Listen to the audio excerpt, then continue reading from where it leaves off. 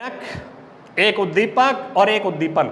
वातावरण की ऐसी सब की सब वस्तुएं जो यदि हमारे ध्यान को व्यवहार को प्रभावित कर रही तो प्रेरक, उन सब में से एक वस्तु जो हमारे ध्यान व्यवहार को प्रभावित कर रहा है वो उद्दीपक, और उद्दीपक को देखकर यदि कोई क्रिया होने लग जाए तो कहलाएगा दोस्तों उद्दीपन। जैसे देखो, आप किसी मिठाई वाले की दुकान पर गए तो बताओ दोस्तों, उस दुकान पर आपको एक मिठाई मिलेगी या बहुत सारी मिठाइयां मिलेंगी? बहुत सारी मिठाइयां मिलेंगी। तो दोस्तों बताओ, वो आपको सबकी सब यदि मिठाइयां अच्छी लगने लग गई तो बताओ, सबकी सब मिठाइयों ने आपको प्रेरित किया तो वो सब मिठाइयां आपके लिए किसका कार्य करेंगी? प्रेरक का कार्य करेंगी। और इन सब मिठाइयों में से एक मिठाई की ओर आपका बार बार ध्यान जा रहा है, बार बार ध्यान जा रहा है आपका, उसी की ओर हमेशा ध्यान जा रहा है, तो दोस्तों वो क्या कहलाएगा? उद्दीपक कहलाएगा। सब में से एक मिठाई यदि आपको सबसे अच्छी लगी तो दोस्तों वो क्या कहलाएगा? उद्दीपक कहलाएगा। और उस मिठाई को देख करके यदि तुम्हारे मुंह से लार आना प्रारंभ हो गई तो समझो दोस्तों क्या हो गया? वो उद्दीपन।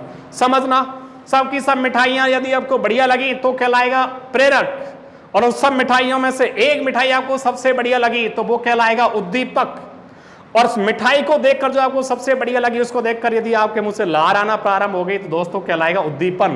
तो सबकी सब प्रभावित करें तो प्रेरक, और सब में से एक वस्तु हमें सबसे बढ़िया लगी तो उद्दीपक, और उस उद्दीपक को देखकर यदि कोई क्रिया होने लग जाए तो दोस्तों कहलाएगा उद्दीपन। क्या कहलाएगा?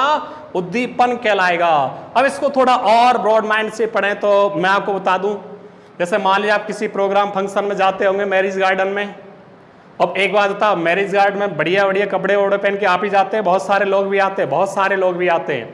अब आप मैरिज गार्डन में पहुंच के बहुत सारे लोग आपको दिखाई दे रहे हैं, लड़कियां भी गई हैं, महिलाएं भी गई हैं, पुरुष भी गए हैं, बालक भी गए, वृद्ध भी गए, बहुत सारे वेराइटीज आपको वहां पर दिखाई देंगी।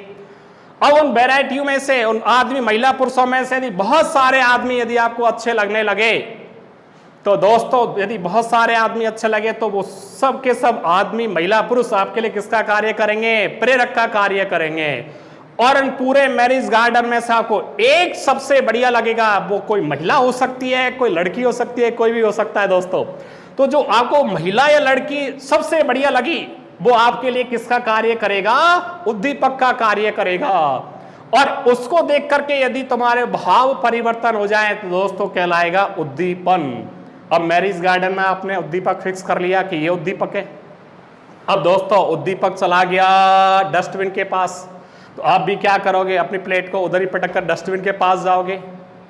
अब उद्दीपक चला गया आइसक्रीम वाले के पास, दोस्तों आप भी बताओ आइसक्रीम वाले के पास जाओगे नहीं जाओगे? बताओ, उद्दीपक को देखकर आपकी क्रिया हो रही है नहीं हो रही है? तो आप उद्दीपक को देखकर जो क्रिया हो रही है वो क्या कहलाएगा? उद्दीपन। तो तीनों शब्दों को ध्यान से सुनना, सबकी सब वस्तुएं प्रभावित करें तो प्रेरक, और उनमें से एक वस्तु यदि हमें सबसे ज्यादा प्रभावित कर रही है तो कहलाएगा दोस्तों उद्दीपक, और उद्दीपक को देखकर यदि कोई क्रिया होने लग जाए तो कहलाएगा उद्दीपन।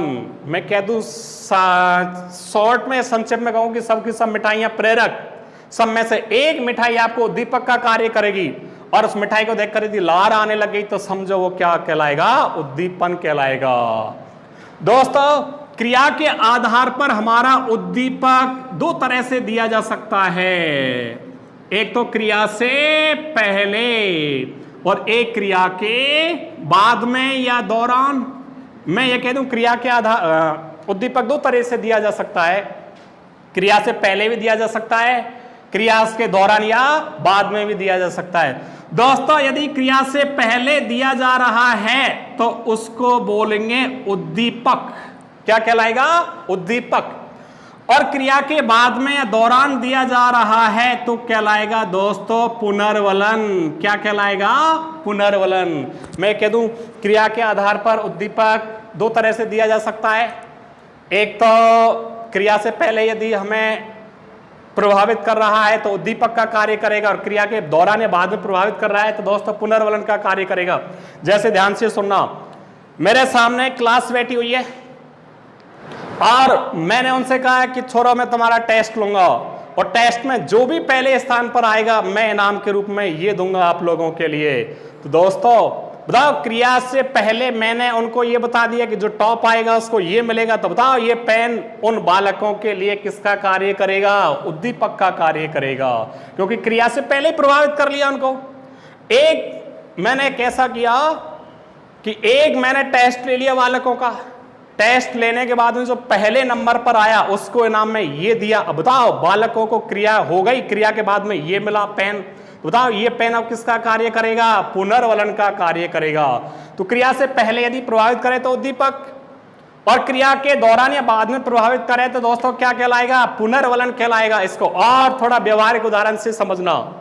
मान लीजिए तुम्हारा मूड खराब है, तुम घर में इधर उधर घूम रहे हो, घूमते घामते तुम बाहर खड़े हो गए, गेट पर पहुंच गए, और सर जी बाहर गेट के सामने होकर सड़क है, आप सड़क पर जाकर खड़े हो गए। जैसे आप खड़े हुए आपको 50,000 का नोट सामने पड़ा हुआ दिखाई दिया, आपको नोट दिखा, फिर आप वहां तक गए, आपकी क्रिया हुई, तो बताओ वो 50,000 का नोट आपके लिए किसका कार्य करेगा? दोस्तों उद्दीपक का कार्य करेगा।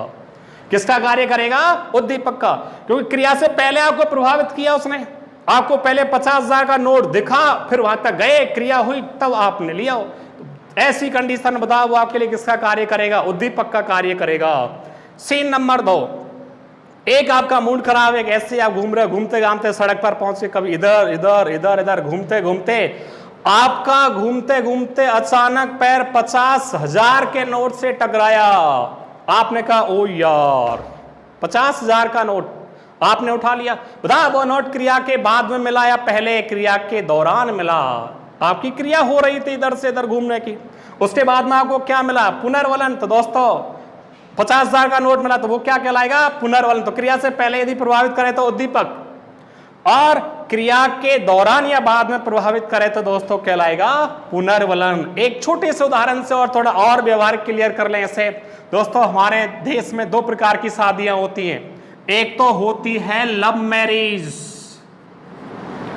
और एक होती है अरेंज मैरिज। हमारे देश में 2 प्रकार की शादी होती है, एक तो लव मैरिज और एक अरेंज मैरिज।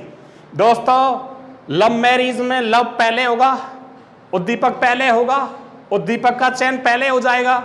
मैरिज बाद में होगी, शादी बाद में होगी, उद्दीपक का चयन पहले हो जाएगा। ठीक है ना? ऐसे नहीं लव मैरिज में उद्दीपक हो ही नहीं। अब ख्वाब देखो लव मैरिज के, संभव नहीं है, इसलिए लव मैरिज तभी होगी जब पहले उद्दीपक होगा, तो पहले क्रिया को आपकी को प्रभावित कर लेगा। ठीक है ना? तब शादी होगी। और अरेंज मैरिज में क्या होगा दोस्तों? जैसे हमारे दादाजी ने शादी रुपया ले लिया, ठीक है ना, डेट फिक्स हो गई शादी की, कार्ड छपने प्रारंभ हो गए, बटने प्रारंभ हो गए, हलवाई कर लिया, किस किस को बुलाना है, क्या बनवाना है, सारी प्रक्रिया चल रही है, क्रिया चल रही है, और सारी क्रिया हो जाएगी स्वाहा, तब जाकर के हमें लास्ट में उद्दीपक दिखाई देगा। तो बताओ वो उद्दीपक मिला वो क्रिया से पहले मिला या बाद में? दोस्तों बाद में। तो वो क्या कहलाएगा? पुनर्वलन। तो ध्यान रखना लव मैरिज जस्ट लाइक क्या कहलाएगा? उद्दीपक। और अरेंज मैरिज जस्ट लाइक क्या कहलाएगा दोस्तों? पुनर्वलन कहलाएगा। याद रखना, मेरी गारंटी आप जीवन में कभी भूल जाओ उद्दीपक और पुनर्वलन में अंतर।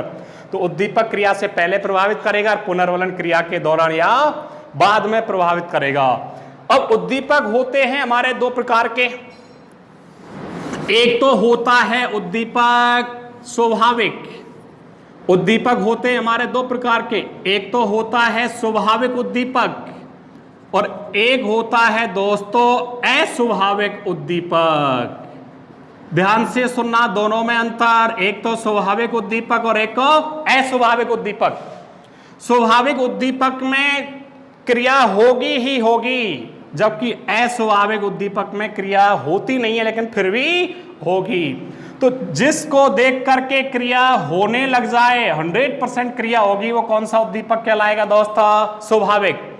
जैसे दोस्तों भोजन को देख करके लार आती है या नहीं आती? स्वाभाविक बात है, 100% आएगी। तो भोजन को देखकर लार का आना स्वाभाविक है, स्वाभाविक स्वाभाविक। तो बताओ भोजन कौन सा उद्दीपक होगा? स्वाभाविक होगा। हमारे सामने मिठाई दिखाई दी, तो बताओ मिठाई को देख करके लार आई, तो बताओ ये स्वाभाविक बात है, अस्वाभाविक? स्वाभाविक। तो बताओ मिठाई हमारे लिए कौन से उद्दीपक का कार्य करेगा? स्वाभाविक उद्दीपक का कार्य करेगा। तो स्वाभाविक उद्दीपक को देखकर क्रिया 100% होगी, लेकिन अस्वाभाविक उद्दीपक देखकर क्रिया होगी नहीं। ठीक है ना।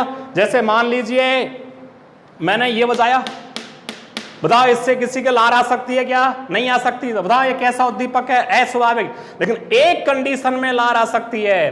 पावलोव ने कहा था कि जब दो उद्दीपक स्वाभाविक और अस्वाभाविक दोनों उद्दीपकों को यदि साथ साथ प्रस्तुत किया जाए तो पहले जो क्रिया स्वाभाविक उद्दीपक के साथ होती है, बाद में वही क्रिया यदि अस्वाभाविक उद्दीपक के साथ होने लग जाए तो वहां पर अनुकूलित अनुक्रिया का सिद्धांत लागू होता है। तो ध्यान से सुनना दोस्तों, स्वाभाविक उद्दीपक कहेंगे जिसको देखकर क्रिया होनी ही होनी है, वो तो कहलाएगा स्वाभाविक उद्दीपक। जैसे भोजन स्वाभाविक उद्दीपक, मिठाई स्वाभाविक उद्दीपक। और अस्वाभाविक उद्दीपक होगा जिसको देखकर क्रिया नहीं होती, लेकिन स्वाभाविक उद्दीपक जुड़ जाएगा तो 100% उससे क्रिया हो जाएगी। जैसे उदाहरण से समझो, मैं यहां ला करके क्लास में जैसे पढ़ाने के लिए आया, मैं एक टेबल को साथ लाया, टेबल ला करके यहां रख दी। 5 मिनट बाद मैंने उस टेबल पर मिठाई ला करके रख दी। तो बताओ आपके उस मिठाई को देख करके लार आएगी या नहीं आएगी? आएगी। अब बताओ आपके लार टेबल से आ रही है, मिठाई से आ रही है? मिठाई से। क्यों आ रही है? क्योंकि मिठाई कैसा उद्दीपक है? स्वाभाविक उद्दीपक। ठीक है ना। और अब रोज रोज मैं ऐसा ही करता हूं, पहले टेबल ला करके रख दी, फिर 5 मिनट बाद मिठाई ला करके रख दी। आप लोगों के उस मिठाई को देख करके ला रहे 10, 20, 30, 40 दिन मैंने यही प्रयोग किया। एक दिन ऐसा आएगा कि जैसे ही मैं टेबल ला करके रखूंगा आप सोचोगे मिठाई आने वाली है, मिठाई को मैं लाया नहीं, उस टेबल को देख करके आप लोगों के लार आने लग जाएगी। तो बताओ वो टेबल अब आपके लिए किसका कार्य करेगी? अस्वाभाविक उद्दीपक का कार्य करेगी। तो ध्यान रखना, स्वाभाविक उद्दीपक से क्रिया होनी ही होनी है, लेकिन अस्वाभाविक उद्दीपक से क्रिया नहीं होती। और तो ध्यान रखना, स्वाभाविक उद्दीपक से क्रिया होगी, अस्वाभाविक से नहीं होगी। लेकिन जब तक अस्वाभाविक उद्दीपक स्वाभाविक से नहीं जुड़ेगा तब तक क्रिया नहीं होगी। एक छोटा सा एग्जांपल व्यवहारिक तौर पर और दे रहा हूं, समझना। हम सबके दोस्तों दादाजी होते हैं। सुबह सुबह पहले हम जागे, दादाजी दिखे तो बताओ हम उनको नमस्कार करेंगे नहीं करेंगे? 100% करेंगे। क्यों? बताओ हमारे लिए दादाजी कैसे उद्दीपक है? स्वाभाविक। दादाजी कैसे उद्दीपक है? स्वाभाविक। हम उसको नमस्कार करेंगे, स्वाभाविक बात है। अब मान लीजिए आप लोग पढ़ाई के सिलसिले से चले गए किसी दूसरे देश, ब्रिटेन, जर्मनी, जापान, इटली, किसी भी देश पहुंच गए। आपके जाने के मुश्किल से 2 दिन बाद आपके दादाजी की हो गई डेथ। आप वहां से वापस नहीं आए, आप वहां से विदेश से 2-3 साल पीछे पढ़ाई करके वापस आए घर पर। तब तक घर वालों ने दादाजी का खेतों पर क्या बना दिया? चबूतरा बना दिया। ठीक है ना, उसकी स्मृति में। अब आप विदेश से लौट कर आए और आप लोग तुम्हारे भाई के साथ घूमने के लिए चले गए खेतों पर। घूमते घामते तुम लोग, जो विदेश से आया वो लड़का आया, घूमते घामते खेतों पर गया अपने भाई के साथ, और घूमते घामते वो खेत पर देखने लगा खेतों को, वो चबूतरे पर चढ़ गया। उसके बड़े भाई ने कहा, रहने का मैं उतार, ये तुझे पता नहीं है क्या है? ये है हमारे दादाजी का चबूतरा। जैसे ही उसने ये सुना कि ये दादाजी का चबूतरा है तो उसको स्पर्श करेगा, ऐसे करेगा। अब बताओ चबूतरा कैसा उद्दीपक है? अस्वाभाविक। दादाजी दिखे नमस्कार करें तो स्वाभाविक बात है, अस्वाभाविक स्वाभाविक। लेकिन जो क्रिया दादाजी के लिए होनी चाहिए थी, अब वही क्रिया किसके साथ हो रही है? चबूतरे के भी साथ हो रही है। तो समझो, ध्यान रखना, दादाजी कैसा उद्दीपक? स्वाभाविक। और ये चबूतरा कैसा उद्दीपक होगा? अस्वाभाविक उद्दीपक होगा। तो ध्यान रखना, स्वाभाविक उद्दीपक से क्रिया होगी ही होगी, अस्वाभाविक से नहीं होगी। लेकिन एक शर्त पर होगी, जब अस्वाभाविक उद्दीपक को यदि स्वाभाविक उद्दीपक के साथ जोड़ दिया जाए तो वही क्रिया घटित होने लग जाएगी। एक शब्द है हमारा क्रिया प्रसूत। क्रिया प्रसूत, इसको समझना ध्यान से। मैंने आपको बताया, एक होता है पुनर्वलन, एक होता है उद्दीपक। उद्दीपक भी एक प्रकार का क्या कहलाता है? पुनर्वलन। लेकिन अंतर यह है उद्दीपक और पुनर्वलन में कि उद्दीपक क्रिया से पहले दिया जाएगा और पुनर्वलन क्रिया के बाद में मिलेगा। ठीक है ना दोस्तों, आगे अगले वीडियो में हम फिर मिलेंगे। तब तक के लिए नमस्कार।